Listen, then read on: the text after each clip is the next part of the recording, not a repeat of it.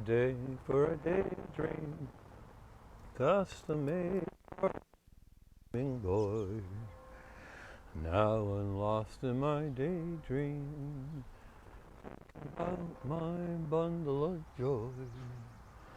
And even if time won't let me on my side, let's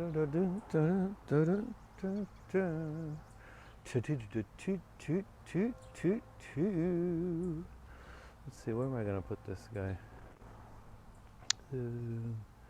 Let's see, where shall I put? Ah! Phew! Oh, hey! Hi! You came back! Christine, hi! Oh my God, what a surprise! Oh, I'm taken aback. I was just going to put this in here with one of my flower arrangements and see how she does in there. And there, that is kind of nice, isn't it? Hey, by the way, this is my hyacinth bean plant, the ones that Julie Ashcroft gave out. Look at, I planted it in here, and look where it's going. And it's got this beautiful flower right here. You can see that. Isn't that great? So, hey, it's so good to have you here today. A wonderful surprise for me, always.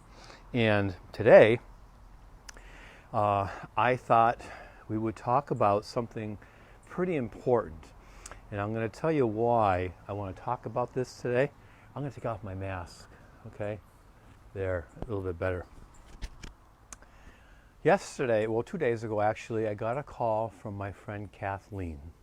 And Kathleen washes Grace as often as I want. She takes good care of Grace. And she was very sad, and she said that they lost their dog, Cassie. And Cassie was only 6 years old and died very unexpectedly.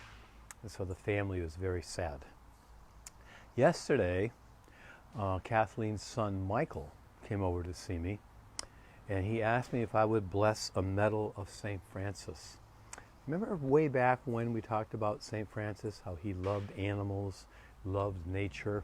So St. Francis is often associated with dogs and cats and horses and you name it, whatever you have at home. So he came and he asked me to bless the medal. And I blessed the medal in his hand. And Michael was crying because Michael misses his dog. And those of us who've had dogs or cats or fish, you know, when they're gone, when they leave us, we're often very sad. So I thought I would talk about that today. Does that sound good? So we're going today to start with our usual song, okay? And we're going to put Cassie in our hands, okay? Because Cassie, we hope, is certainly in the kingdom of God. So if you can join me, he's got the whole world in his hands. He's got the whole world in his hands. He's got the whole world in his hands. He's got the whole world in his hands. He's got you and me, sister. In his hands, he's got you and me, brother. In his hands, he's got Cassie the dog.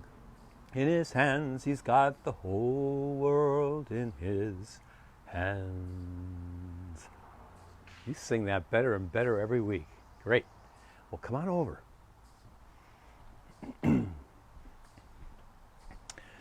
You saw Grace, I think, as Christine was walking in. Hi, Grace. You can stay right there. She likes the sun. So today, by the way, these are some more of my flowers. They did pretty well this year, I have to say. But I got this picture, and I borrowed it from Mike Mason and Brittany DeMarco over at the DeMarco Funeral Home. I saw it there a few weeks ago, and I don't know if you can make it out or not, but it's almost like a stairway to heaven. And right here is a little guy.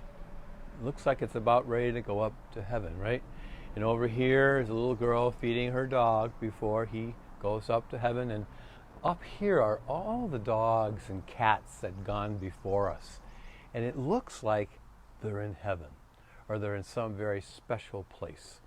And when I saw that picture a few weeks ago, I said to Michael, I said, can I take a picture of that? Because our friend Carol Longo lost her dog a few weeks ago, her dog Emma. And Emma was an old gal, but a beautiful gal. And Emma died. And Carol was so brokenhearted. So I took a picture of this, and I gave it to my friend Mo Peel.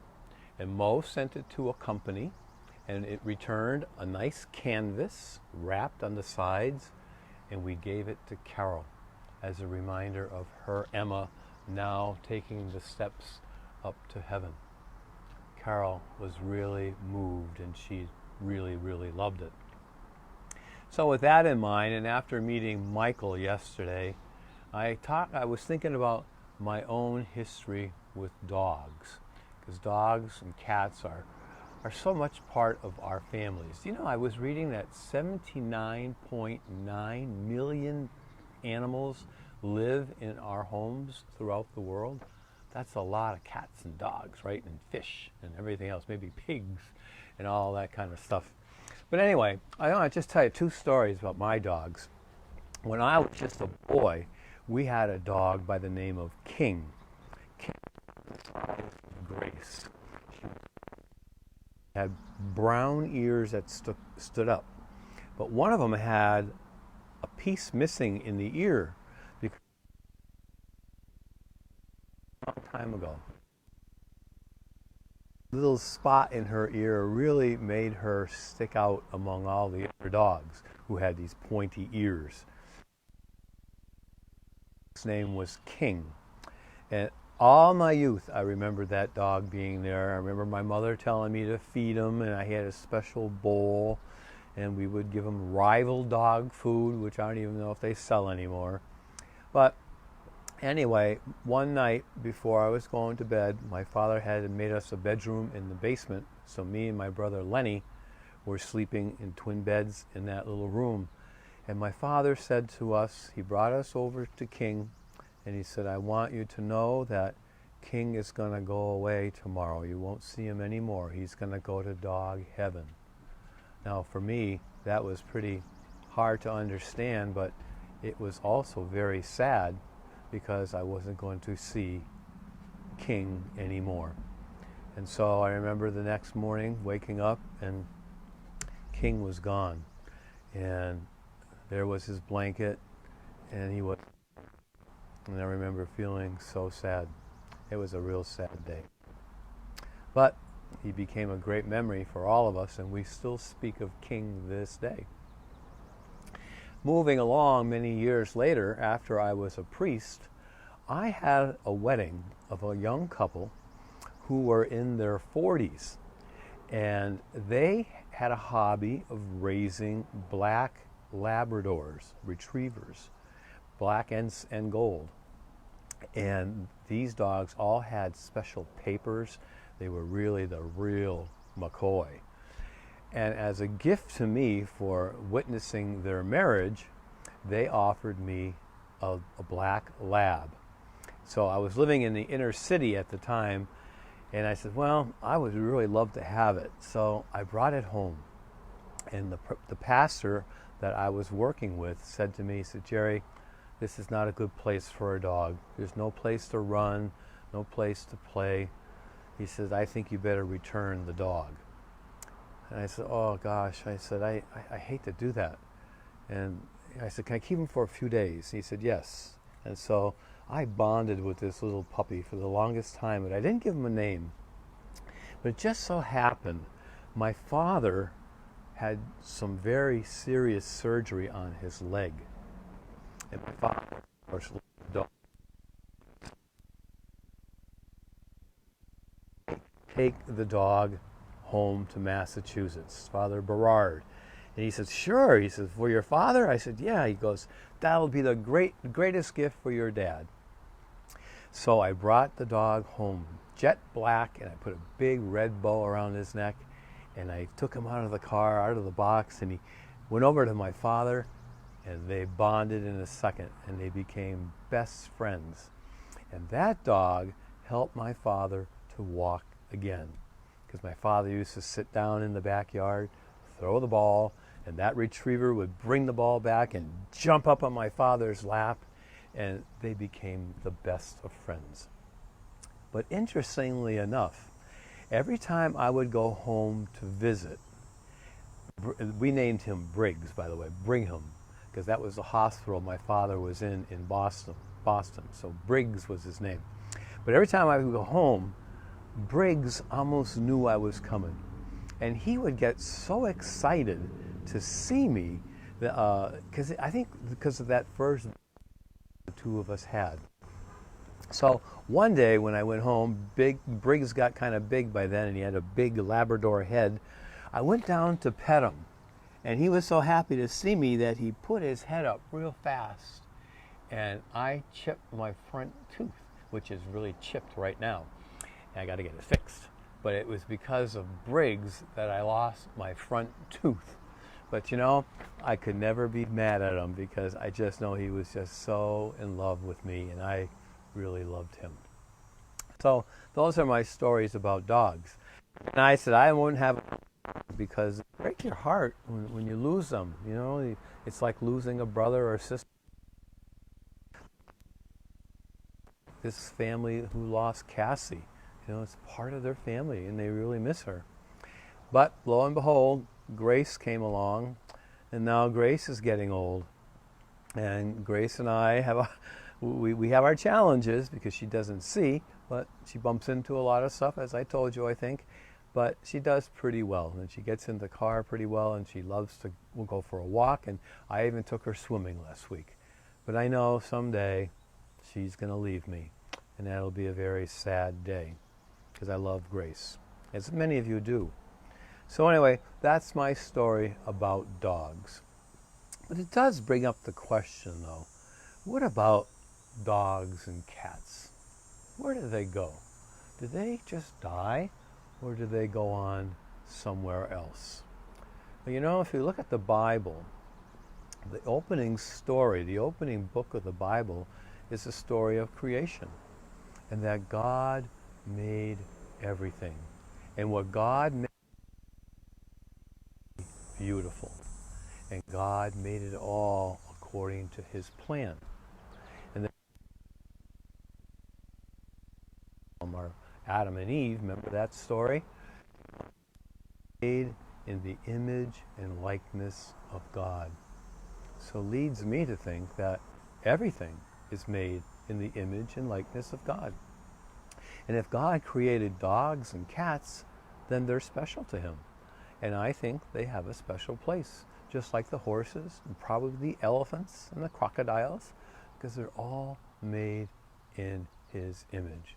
And so things that are made of God have the Spirit of God in them, and they can never die.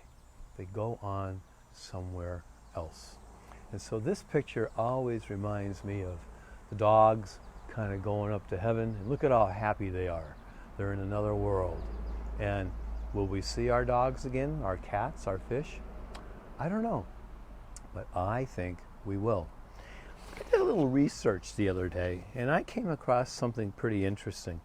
It talked about one of our popes, a pope of a long time ago, Pope Pius IX.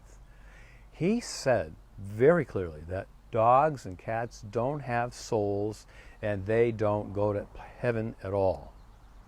I don't like that. However, years later, Pope Paul VI came along, and one day the Pope was out in the Vatican City, and he came across a little boy. And this is a true story. The little boy was crying, and the Pope Paul VI, got down on his knees, embraced the little boy and said, "What's the matter?" And the little boy said, "My dog died yesterday, and I miss my dog." And you know what the Pope said? The Pope said this. He said, "One day we will see our pets in the eternity of Christ." That's coming from the Pope. That says to me that one day we will see our dogs and our cats, our mothers, our fathers, our sisters and brothers, all those who've gone before us. We that will see them in the eternity of Christ. That makes me really feel good. I'll see those dogs again. I'll see Mom. I'll see Dad. And then Pope St. John Paul II, he had something to say about it too. He said that we should be in solidarity with the animals because they're very much like us. They're lesser creatures, but they're made in Jesus' image. Now, doesn't that say something, right? That means that they're alive. They're made by God. They're back to God. Okay, so he was really saying, I think, that all of God's animals are part of God's creation, and God's creation never dies. So that's kind of encouraging. Pope Benedict XVI, now some of you still may not remember him, but many of you might, he said that God created the animals, therefore all our animals should be respected. Sometimes you see those commercials on TV, about those dogs and cats that are abused and hurt, and we see that sometimes on the news, that people don't take care of their animals. He was saying that that's sinful. That's not good, because they're made in God's image. They're His creation, and so we should take care of them. I send money to the SPCA every month because I want those little dogs and cats and all those things that they have over there. I want them to be well cared for. So if you have a dog or a cat or a fish or a pet mouse, then you got to take care of it, okay? Because they're God's creatures, and they're given to you to love, to hold, to play with, but also to let go in the hopes that we see again. And then finally we come to our present Pope. What's his name? That's right, Pope Francis, right? And he took the name because of St. Francis. You guys are good? Yep. And St. Francis, we know, loved all creation, loved all God's animals. And so he took the name Francis, a simple name for a simple, simple soul, St. Francis. And he says, our Holy Father, Francis, says that we are profoundly united with our creatures, profoundly united with them.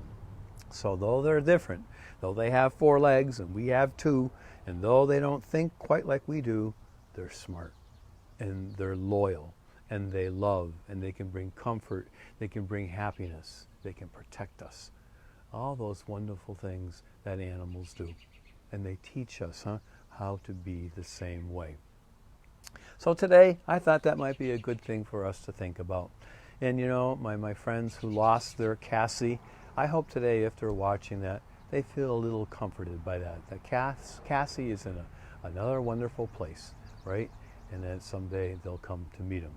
So I leave you with that beautiful story. I leave you with all of God's wonderful creation. I thank you to our producer, Christine, for being so good and patient. And I leave you with this beautiful image of our dogs, our cats, all our special ones going off to heaven. So, till next time, I'll see you. Be well, and know that I love you. Take care of your dogs and cats. Bye.